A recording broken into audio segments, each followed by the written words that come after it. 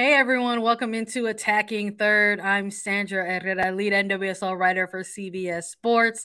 Joined today, as always, by my colleague and co-host Lisa Roman, broadcaster and analyst for CBS Sports. On today's segment, we're doing a Racing Louisville FC preview.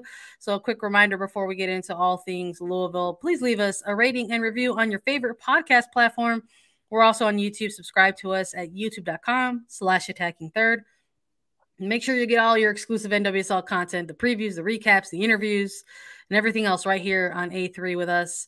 The NWSL season starts on March 25th. You can watch all of the games on Paramount Plus and across CBS Sports platforms. And yes, we are doing every single team preview on a podcast and on YouTube. So tell your friends, make sure you get caught up with everything you need to know before the regular season kicks off. Lisa, we got to chat all things Louisville. Are you ready? I'm so ready. I love diving into these teams. And Louisville, I'm interested to hear your thoughts on this team as well, because I've got thoughts.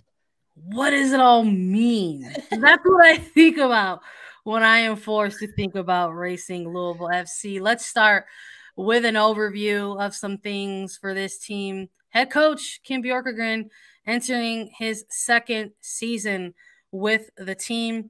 They also added some depth, let's just say, to their coaching staff as well.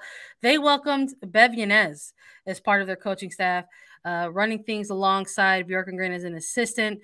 And listen, I think if you're looking at Louisville, you have to have a bit of a perception where it's like, well, it can only go up from here, right? Because we've got another bottom half table finish for this team to talk about. They finished in 9th place in 2022, a 5-8-9 record for this team last year. We gave them an offseason grade of a C+. They made some movement this year. Wouldn't say that they were heavy hitters in the free agency market. And I wouldn't even say that they tackled the NWSL draft in a way that maybe made you think they're going to smash that rebuild button and build up with a lot of young pieces. So we just sort of kept them at an average C+ grade because they did make some very interesting moves, ones that we're excited about, names that ring a lot of cool bells in the international signings. So let's maybe talk a little bit about how some of these players arrived to Racing Louisville. What were some of these off seasons signings and what they look like, and what did the trades mean for this team along the way? Draft day was interesting because they fleshed out their roster in a certain kind of way, because while they did make a couple of picks, they also weren't afraid of making the draft day move. And they did that. They said, you know what, we've got a pick in the first round. Let's get involved in this. Let's make some moves and still exit this draft with a couple of selections. And they did that. They participated in a trade with Gotham FC. They initially had that 4th pick overall, gave that up for some allocation money and the rights to Paige Monahan, who is now listed on this preseason roster as a defender. We'll chat a bit more about it. And just when we thought that maybe Racing Louisville was going to stand pat and sort of build with what they've got in front of them, they participated in a couple other moves. One was a bit of a sign and trade on a loan with Liga MX Femenil side Tigres Femenil, and they also made a trade with North Carolina Courage. So they went ahead and acquired Carson Pickett and Abby Urseg for Emily Fox. And then coming out of the draft, they drafted Ohio State forward Kayla Fisher, Notre Dame defender Brianna Martinez, New Mexico forward Jaden Edwards, Alabama forward Riley Parker. And this is the player that was involved in a bit of a sign and loan and trade type of move. Nigerian forward Uchenna Kanu arrived to Racing Louisville FC via a transfer, and Racing Louisville went ahead and loaned out their rookie forward Riley Parker, who will spend time with Tigres Femenil out in Liga MX Femenil. So a lot of interesting movement for this team in their off season. So it wasn't enough for us to be like, wow, this is a home run out of the park. Like, we're giving them an A, but it was interesting enough for us to keep our attention and say, what does it all mean, Lisa? Yeah, I think that with Kim Björkegren as the head coach of Racing Louisville, we will continue to see a lot of interesting, exciting international signings for a number of different reasons. One of them being that Kim Björkegren spent a lot of time coaching overseas. He's from Sweden. He coached in Sweden for years. He coached in China for years. He coached in Cyprus for years and in Greece. He just has had his hand all over the world of women's football. So he understands all these different styles of play, and he's seen players. I mean, that's how he got Wang Shuang last year, a trade in the middle of the season. It was a player that he had formerly coached and continued to have a relationship with and stayed in touch with, and said he wanted her. And now we look at all of these trades that have happened. I think a really smart trade for Kim Björkegren to get someone like a Paige Monahan, because not only does that add depth, but it adds a little bit of familiarity with the league already, getting a player like Monahan. And then, of course, Pickett and Ursig, massive gets out of North Carolina Courage. But I think that I'm really excited about Uchenna Kanu and what this Nigerian international will bring to the mix of this team, because Racing Louisville struggled last year in scoring goals. They really did. Defensively, they were put under a lot of pressure. Katie Lund ended up breaking a record, goalkeeper for Racing Louisville, breaking a record in terms of how many saves she had in the year. And that is fantastic. Katie Lund is a tremendous goalkeeper, and she was put under bullet fire last year so often. And she did have to come up with some incredible saves, but you shouldn't be putting your goalkeeper under 150 saves in a year, forcing them to make all of those saves. So I think it starts a little bit higher up the pitch, and that's really what we're seeing in this trade, or in this get with Uchenna Kanu. I think this is massive for Racing Louisville, and then really solidifying up that back line and getting someone like a Carson Pickett and an Abby Ursig and a Paige Monahan listed as a defender. But I think it could work, right? I mean, Paige Monahan is a veteran, and we've seen it time and time again how many forwards are converted into outside backs. And I think Paige Monahan could do it, right? If anyone could do it, I think it could be her. She's really impressive. She does have this tenacity to chase down every ball till the end, to be a good 1v1 defender, because she's been forced to do it with Gotham last year when they were put under a lot of defensive pressure. And Kim Björkegren saw something there that maybe not a lot of others saw. And that's really what I'm excited about, kind of how all these pieces are going to come together at the end of it all. And it's a bit of a balance, what you gain and what you lose, and how this works out. And for Racing Louisville, they didn't really lose too many pieces in this offseason, which is a big positive for them, because they needed to add from last year. They needed to grow and spruce up their roster. They really only lost defender, U.S. women's international player Emily Fox to North Carolina in that trade. That's definitely a big loss. This is a big player and international, but they gained two defenders in that trade in Abby Ursig and Carson Pickett. So Racing Louisville, great job. Way to win that trade with North Carolina, in my eyes. Okay. They're winners. So Racing wins that right there. Buy one, get one. She said 2 for 1. Sign me up. I love that. I mean, okay, well, so maybe not as a detrimental as a loss as maybe others might consider that to be, in your opinion. You think getting the 2 for the 1 defender, it works out better in Louisville's favor? I think it works out better in Louisville's favor because Emily Fox couldn't do it all herself. Emily Fox is one of the top defenders, right? I mean, we're coming off of a She Believes Cup with the United States, and this is the only player on the United States roster that played every single minute of the She Believes Cup. Emily Fox is a tremendous defender, but she couldn't do it all herself. So would you rather have a 100% defender in Emily Fox that can only play one position because it's only one player, or maybe 2 75% defenders? And that's not even being generous, because I think Carson Pickett is a top defender in this league, as well as an Abby Ursig. And now you've got 2 of them that you can split amongst the back line, cover a bit more space. They're also really familiar with each other playing at North Carolina, and they're veterans, right? They've got experience. Carson Pickett has international experience with the U.S. Abby Ursig, a lot of international experience with New Zealand. Yeah, I think it was a good trade for Racing Louisville. I do. All right. So when we're looking at them as winners of that trade, when you're looking at maybe all of these acquisitions that they made during the offseason which one for you is like the biggest win in terms of the players that they've added in the offseason? Is it one of Pickett or Urseg? Is it someone like a Monahan? I heard you chat a little bit about Uchenna Canoe. Who, in your opinion, is the big win and the big get in amongst Carson Pickett. Carson Pickett for sure. This is a player that is almost a like for like swap with Emily Fox. And I think it's going to do great things for Racing Louisville, honestly. Yeah, I'm in agreement with you. I'm only as excited about the Uchenna move because they went and they got somebody like Carson Pickett. I want to see it. Yes, that's it. It's like a hand in hand because Pickett's going to be sending those crosses into the box. Man. And now we know Uchenna is going to get on the end of them. Oh my gosh. The fireworks. The fireworks.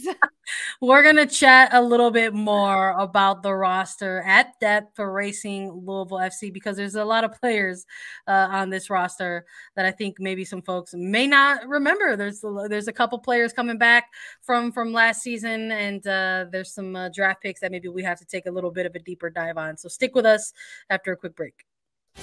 March Madness is almost here.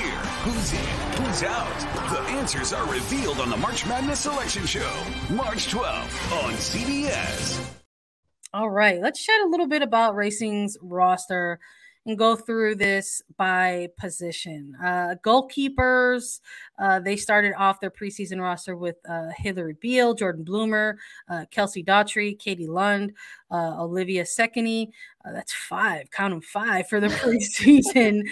Defenders, Abby Urseg, Rebecca Holloway, Julia Lester, Brianna Martinez, Paige Monahan, Satara Murray, Carson Pickett, and Ellie Pikajusama, excuse me if I'm mispronouncing that, and Zanetta Wine in this one as well. For midfielders, there's 7 total. Ari Borges is rounding out the midfielders here. Alex Chidiak, Savannah DeMello, Jalen Howell, Taylor Malham, Lauren Millay, Wang Shuang, rounding out the midfielder core here. 7 total and 9 total forwards on Racing Louisville's roster. Kristen Davis, Jaden Edwards, Amina Ekic, Kayla Fisher, Parker Goings, Thembi Katlana, Jessica McDonald, Nadia Nadim, Riley Parker listed initially, but now we know part of the movement was to send her to Tigres Femenil, and Uchenna Canoe is now listed among the forward core in Racing Louisville. So when we're looking maybe position by position here, obviously, there have been a round of cuts as preseason has gone on. Some of these players are actually no longer featured on the preseason roster.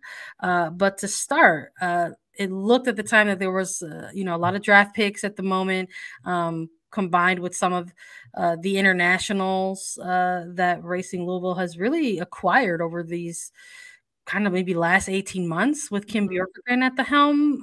This is a team that you could look at and point and say is kind of full of internationals at this moment, in every position, really.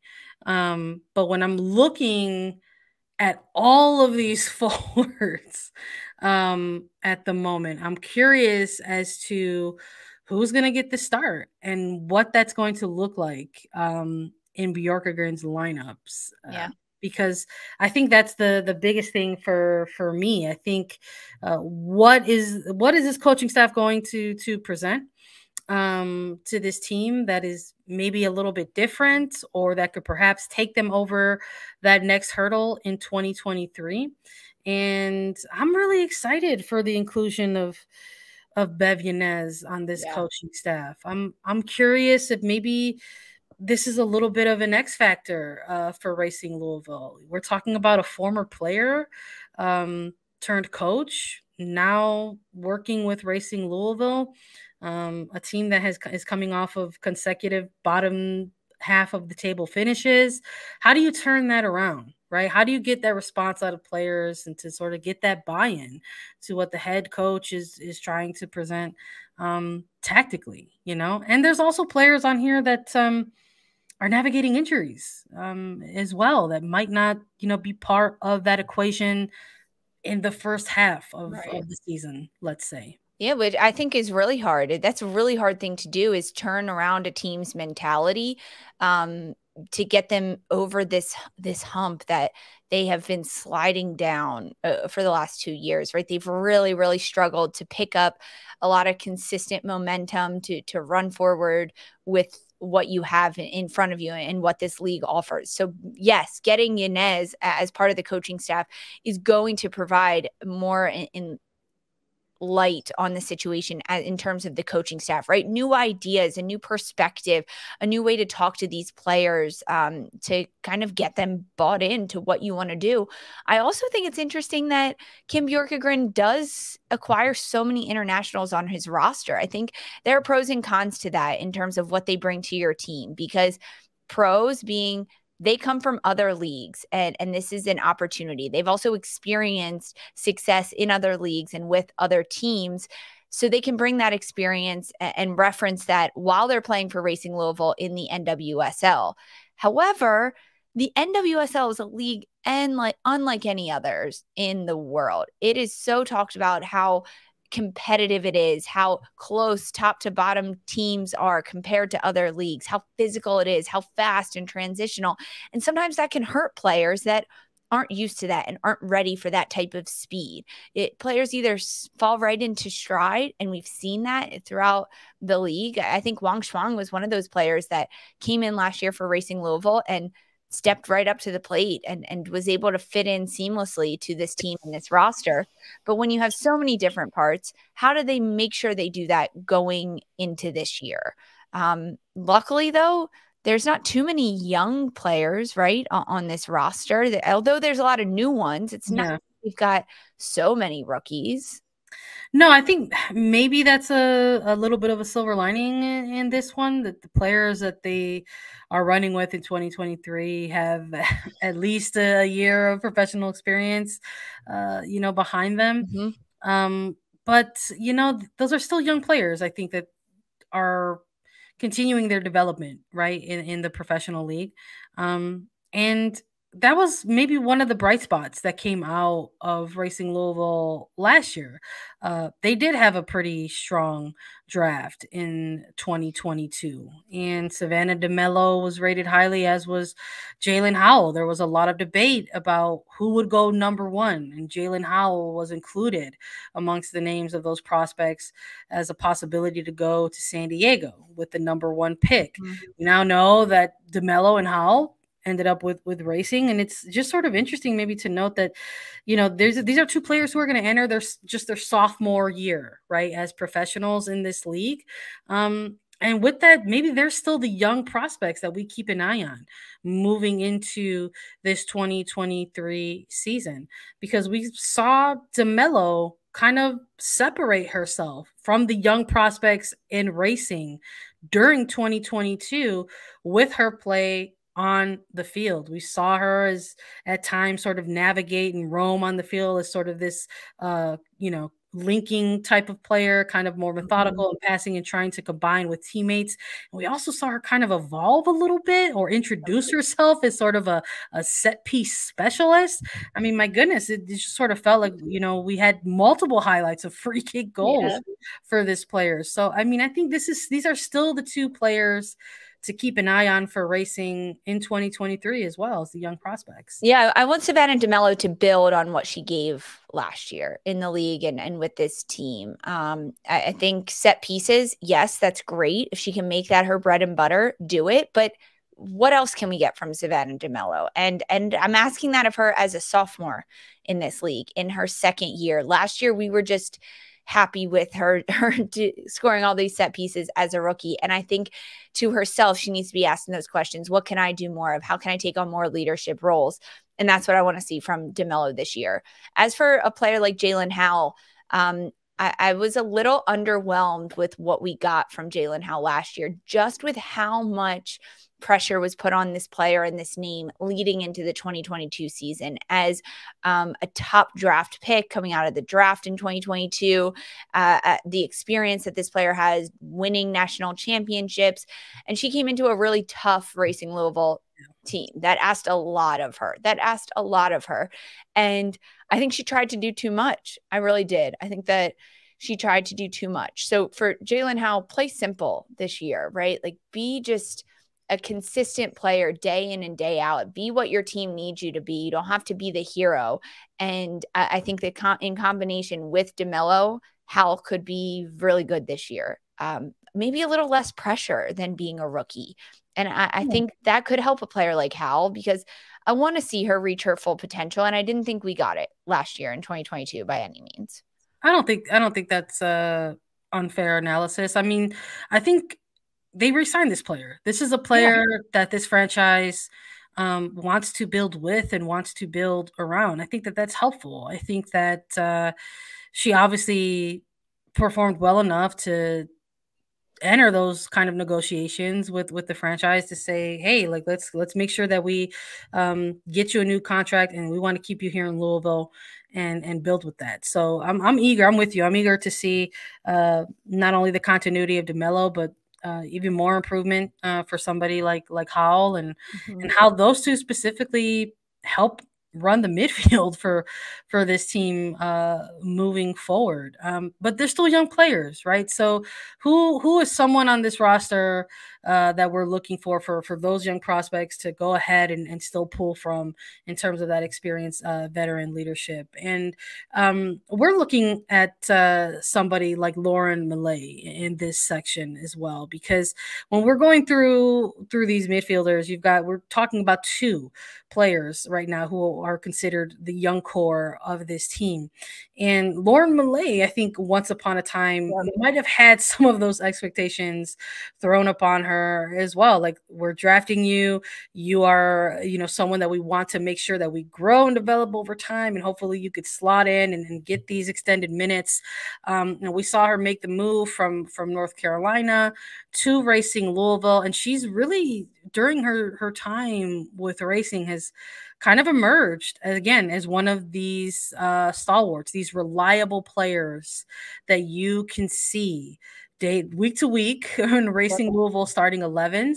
And it's been cool to chat with her on A3, to talk about all things Racing Louisville and kind of hear how she's wanted to embrace that a little bit, that she's entering a certain phase of her career as someone who's no longer, could be considered maybe one of those young players of the league, kind of fully entering like the next step, like as a veteran presence on these rosters. And it was very, very cool to sort of see her run a play with Racing last year, and sort of how she was trying to combine with somebody like a former teammate and Jessica McDonald. And I think that this is a player that, that Howell and DeMello will profit from, working with and running midfields. I agree completely. I mean, this is Millay's 5th year in the league. She was drafted in 2019, played with North Carolina before being drafted in the expansion draft to Racing Louisville several years ago in 2021.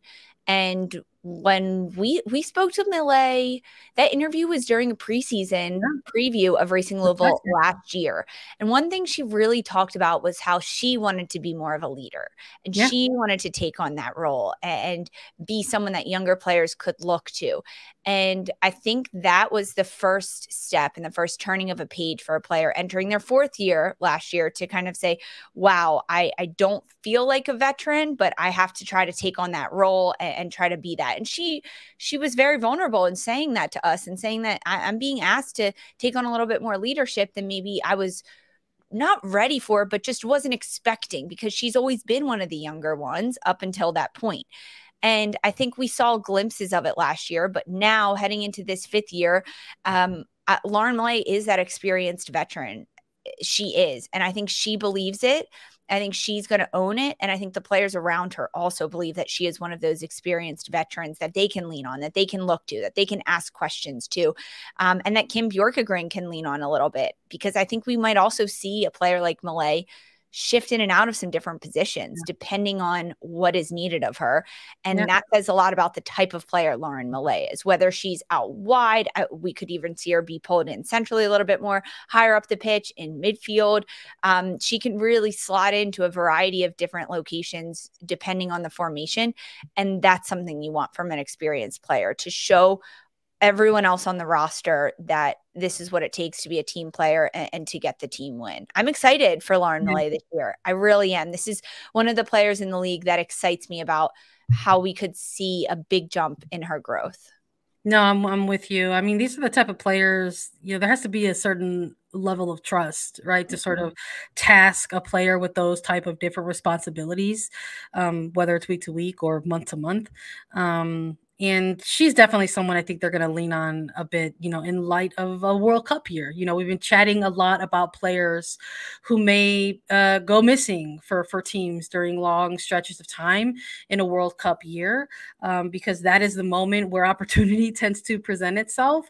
And we saw it a little bit during the stretch of the Tokyo games as well. Players getting time on the pitch, and the international spotlight for Louisville shines in many different areas on the pitch, but there's a couple of players that this team may be without in light of the World Cup year. I mean, we've talked a lot on this preview about Uchenna Kanu, who might have World Cup responsibility with Nigeria, but depending on the final roster for China, we could possibly see somebody like a Wang Shuang on there as well. And though this is someone that we haven't maybe chatted a bit too much about on this preview, Thembi Katlana is someone that they were very excited to add to their roster last year, but unfortunately, through qualifiers, she ended up with a significant injury and was unable to get any time with the team during their run in 2022. But this is a player who has not only got experience in the international level. Katlana is returning to the NWSL after previous stints with Houston Dash, but might not be available for Louisville during certain stretches, as she might have responsibility with South Africa in the World Cup. So it's not just one, not just two, but possibly three players, and who knows, maybe even more in the build up to the World Cup. Right. I think one thing to note for those that haven't been aware, I didn't see this announcement. Another player that some might think is an international, Abby Erseg. She recently came to Racing Louisville. She is a former New Zealand international player, but she announced her retirement from the international game. So she will not be in attendance at the World Cup this summer, which takes her off this list as part of our international spotlight. And Sandra, you asked me earlier, the trade for Fox, Pickett, and Erseg. Yeah. How I think that one won out. Racing Louisville doesn't lose Emily Fox now during the World Cup. I think that's strategic on Kim Björkegren. I do. I think I'm with you. Yeah, I think it's a smart strategic move. It is.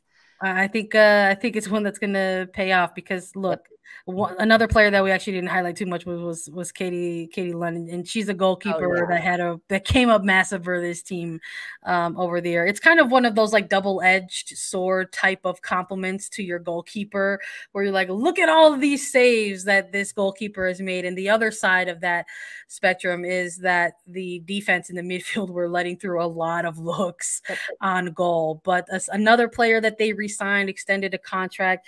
This will be their goalkeeper moving forward. But I'm with you. I think having some insurances right on defense is gonna make that job for Caitlin a little bit different than it was in 2022 than it will be in 2023. So I guess maybe that's what leads to the biggest burning question for this club, because really there's questions in each position as we're going through. Can all of these pieces, internationals, local talent, players that have been with the roster for a couple years now, can all of these pieces finally come together and make a playoff run? That's the question. It's burning. That's the question. I mean, I think it's going to be really hard.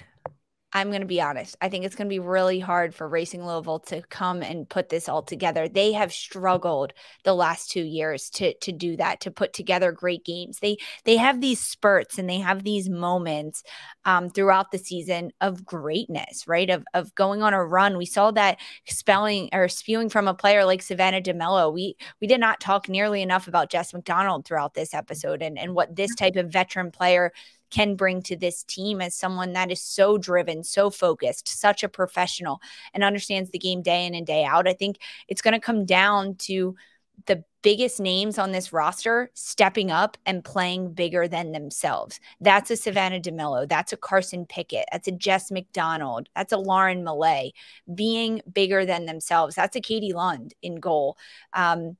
They need a little bit of that chip on their shoulder this year to kind of almost, I don't want to compare two teams, but they almost need the energy that Kansas City had in 2022 this year. Chip on their shoulder. I can run and I can do this. And that's how they're going to do it. But yeah, I mean, can Racing Louisville make a playoff run? That is the burning question. I don't know. I mean, I think it just leads to us making a projection. What's going to be the projected finish for this team in 2023? And listen, we talk all the time about the parity in this league and what it could look like. And I think it shows its head and rears its head even more in light of international cycles within it. And this is the World Cup year. There will be multiple players missing on every single team in this league in some capacity. What is Racing Louisville going to do with the season in front of them? What's our projected finish for them? You either go big or you go home. So maybe they shock the world and they close out in the middle three, or maybe they round out at the bottom three. I'm not gonna say that they're gonna shock the world. I think this is a team that will do better than last year, but I don't know if that's going to be in the playoffs. I believe, if memory serves me correct, this team finished in 9th place in these standings in 2022. And I think they will improve and they will finish in 8th. That's not what I was expecting you to say. That's amazing. I agree. I don't think it's going to be a turnaround year for Racing Louisville. I just think it's a little bit too much of an uphill climb. I think they've got the pieces together and they will continue to grow. Like a middle 4 finish, right? I don't think they're going to be in playoff contention. They could be one of the teams towards the final days of the regular season, pushing for a spot, but it's going to be a long shot. They're going to need a lot of pieces to fall into place. That's what I'm predicting for this Racing Louisville team. Maybe they'll play spoiler at the end of it all, and they'll have some influence because that's where they'll be in the table. But I just don't foresee them punching their ticket and really making a turn from the last 2 years into this year, just looking at the landscape of the league and the other top talent that is out there. No, I'm with you. And I don't think that's unfair to say. I think maybe there's, like I said, that is technically an improvement. That's technically an improvement from the year prior, going from 9th to 8th. But I think there could be like wins within other areas. Like maybe they don't go to the playoffs, but maybe you get someone amongst all these forwards going on in a ridiculous run. Maybe Uchenna Kanu goes on a maddening score streak and gives you 7-8 goals and humors a golden boot. I would love that. Maybe they get some more set piece madness from Savannah DeMello. Maybe there's a lot of good individual things that come out of 2023 for this team, but I don't know if it is smashing their way through the playoff picture. And maybe we talked about the international spotlight. The way that this is working out this year, the regular season for the NWSL is taking a bit of a pause, and the Challenge Cup is being played overlapping Challenge Cup with that's what I'm saying. Yeah, maybe Racing Louisville wins the Challenge Cup, but they just can't get it around for the regular season. We've seen it before. North Carolina Courage win the Challenge Cup in 2022 and then just flop during the regular season. Maybe that's it. You know what? I'm going with that one. Racing Louisville makes a run in the Challenge Cup, but they can't get it together for the regular season. Maybe that's the formula. So did Houston. Houston had to win the Challenge Cup and agonizingly miss out on the playoffs before they finally broke through to the postseason just last year. So who knows? Maybe this is that story arc for Racing Louisville FC. We'll see. You know us. We love to come back here and talk about how incorrect we were. So stay tuned. We're going to have so much more to talk about because we are doing team by team previews for every single team in the build up to the regular season. Thank you all so much for listening to Attacking Third. Please make sure to download, follow, listen to us anywhere you get your podcast. You can watch us too. Subscribe to us on YouTube to get alerts for whenever we go live at youtube.com/attackingthird. And we'll be back with more team-by-team previews for the 2023 season. It kicks off March 25th on Paramount+. Woo-hoo. For Sandra Herrera and Lisa Roman, this was Attacking Third.